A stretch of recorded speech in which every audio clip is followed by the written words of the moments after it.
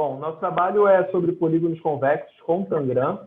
Então, antes de falar sobre isso, a gente vai primeiro dar uma introdução, né? Para quem não conhece o Tangram. O Tangram ele é um quebra-cabeça chinês, de origem chinesa, e ele é formado por 7 peças, 7 polígonos, sendo 5 deles triângulos, né? Como a gente pode observar aqui. Todos esses triângulos isósceles e retângulos, sendo 2 menores, né? A gente chama dos triângulos menores, um triângulo médio e 2 triângulos maiores. Além dos triângulos, nós temos 2 quadriláteros, um paralelogramo e um paralelogramo aqui também, né? Que é retângulo e, mais especificamente, é um quadrado. Então, essas são as 7 peças do Tangram, e ele consiste em formar figuras a partir dessas 7 peças, né?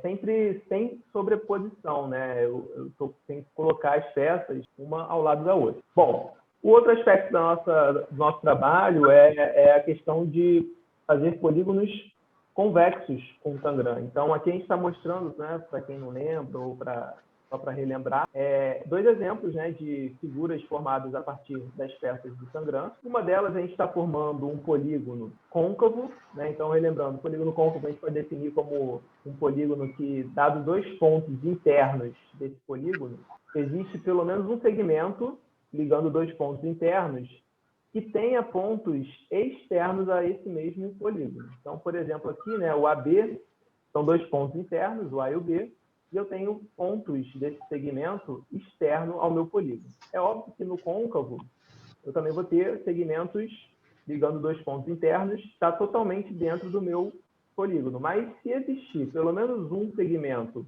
onde isso não aconteça, né, onde tenha partes externas, então é um polígono côncavo. Já o convexo, não. O convexo, qualquer 2 pontos internos dele, todo segmento vai estar dentro do meu polígono. Então, eu não consigo, né, por mais que eu pegue 2 pontos aqui em qualquer lugar, eu não vou conseguir ter um segmento que algum ponto desse segmento esteja externo ao meu polígono. Então, o que a gente vai trabalhar é justamente isso, né? Esse tipo de figura aqui, né, que eu consigo construir com um Tangram, e que formam um polígono convexo. E aí o Novaes vai falar um pouquinho sobre isso. Então, aí, 13 polígonos convexos construídos com Tangram. O interessante é que existem mais de 2.000 figuras que podem ser construídas com Tangram. E o que nós temos aí é um teorema que garante que apenas 13 delas são polígonos convexos. Nós chamamos de Tangrams convexos, porque cada figura construída com Tangram, nós dizemos que é um Tangram, porque o Tangram está totalmente inteiro ali. Observe vocês que nós temos vários tipos de polígonos convexos aí. Aí nós temos os quadriláteros, são vários quadriláteros, porque para mim o paralelogramo é um trapézio. Mas se nós separarmos só assim, tem trapézios e os outros que não são trapézio, o paralelogramo, por ter 2 lados paralelos, seria um trapézio. E aí nós temos o retângulo, que é um paralelogramo que tem ângulos retos, e temos um quadrado, que é um paralelogramo que, além de ter ângulos retos, tem lados congruentes. Ele é, ao mesmo tempo, um losango e um retângulo, por isso o nome específico de quadrado. Continuando, nós temos o triângulo. Esse é um triângulo isósceles retângulo, nós temos 5 dessas figuras, e nós podemos construir outras figuras. Nós temos aí 2 tipos de pentágonos, que é uma coisa interessante. Nós tínhamos quadriláteros, tínhamos triângulos, e aí nós temos pentágono. Observe que nenhum deles é regular, mas os 2 são convexos. E nós temos os hexágonos, aparece em número de 4, com algumas brincadeirinhas bem interessantes para fazer com hexágono. Interessante também é que todas essas 13 figuras têm a mesma área. O que difere nelas é a posição e o perímetro. Esses 2 hexágonos que estão presentes aí, eles têm uma característica interessante. O André está mexendo lá, e vocês vão perceber que eles, embora sejam 2 losangos com a mesma cara, eles foram apresentados de forma diferente pelos alunos, que são soluções diferentes. Observe que o que está à esquerda, numa das pontas, essa aí que ele mostrou, ela tem um triângulo, enquanto que no outro que tem ali é um quadrado. Houve uma rearrumação das peças e isso aconteceu. E é interessante, porque essa que tem um triângulo na ponta, a gente, mexendo apenas com esse triângulo, fazendo uma translação, uma rotação e outra translação, nós conseguimos chegar num outro hexágono, que era um dos outros hexágonos que estavam lá. Então, isso é interessante porque alguns alunos podem apresentar soluções diferentes para o mesmo problema, e ambas certas. Observe que o hexágono da esquerda, eu não consigo, tirando uma peça, transformar num outro hexágono. Muito pelo contrário, ele vai ficar Tangram não convexo, um polígono côncavo. Observe. Tá? Ele tem reentrâncias, que é um outro jeito da gente ver o polígono côncavo. Um detalhe interessante, olha aí, outra solução interessante. São duas soluções diferentes. Observe, em cima, né, de um, aparece duas peças médias, vamos dizer assim, em termos de unidade, elas têm a mesma unidade de área, e no outro não aparece, parece metade do paralelogramo quadrado e um triângulo. Tem um detalhe interessante, é que essas figuras elas não conseguem entrar todas as peças do Tangram, uma em cima da outra, nem girando, fazendo rotação, nem transladando e nem invertendo. Porque se você inverter uma, vai dar o simétrico dela, mas não vai dar a outra. Aliás, sobre reflexão, tem dois tipos de reflexões. Esse aí é um, nós podemos refletir isso aí em relação a esse eixo que está aparecendo, e a gente obtém um Tangram de outra cor. E observe que o paralelogramo não vai conseguir ser sobreposto no outro lado. André faz isso, separa o paralelogramo. Olha, ele não consegue, nem girando, nem transladando.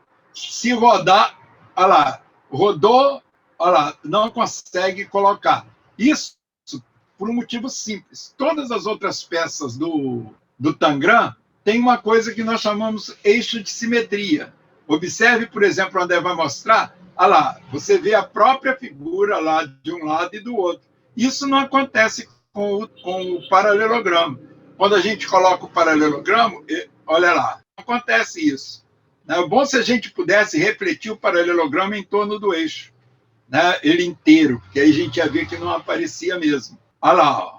Quando pode refletir em torno do eixo, ele não aparece. Se rodar, ele volta para a posição. Ele não é simétrico ao eixo, né? Não é simétrico ao eixo. Então, por essa propriedade dele, ele não consegue encaixar totalmente ali. Pode observar que todas as outras figuras, rodando e transladando, chegariam lá. O quadrado, por exemplo, basta fazer uma translação. Ele é simétrico, né? Se você sair com ele de um lugar para o outro, basta transladar, que ele chega lá, viu? Aí. Translado, ele chega lá direitinho. Era isso. Era né? isso. Eu ia falar um pouquinho sobre essa questão, né? O estímulo de usar o Tangram, né? A gente colocou aqui uma parte da BNCC que fala sobre geometria. E aí é interessante, ó, ele fala sobre as transformações geométricas, as simetrias, isso que a gente trabalhou aqui agora, a gente falou um pouquinho sobre isso aqui, né? Dá para trabalhar muita coisa utilizando o Tangram. Construção, representação e interdependência, né? Então, são conceitos importantes que a gente consegue trabalhar com o Tangram, que não fica uma coisa muito abstrata para os alunos, né?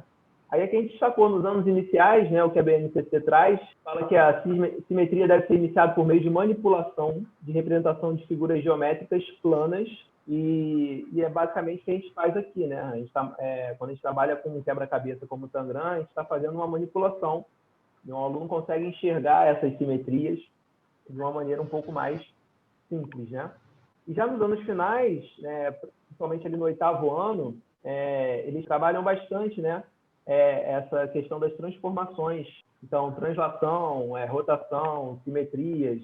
Então, essa parte de produzir transformações, figuras geométricas planas, identificando seus elementos variantes e invariantes, né? Observar esses conceitos. E aqui a gente trabalha conceitos de congruência e semelhança, né? Se a gente olhar os Tangrams, né? Dá para trabalhar bastante isso também.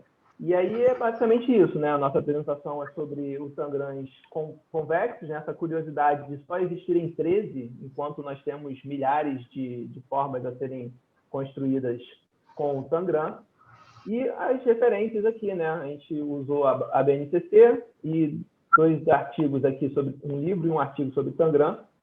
E aqui, por último, a demonstração, né? Que a gente dá interesse.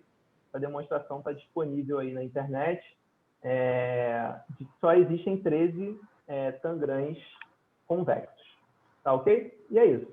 Um abraço. E o outro?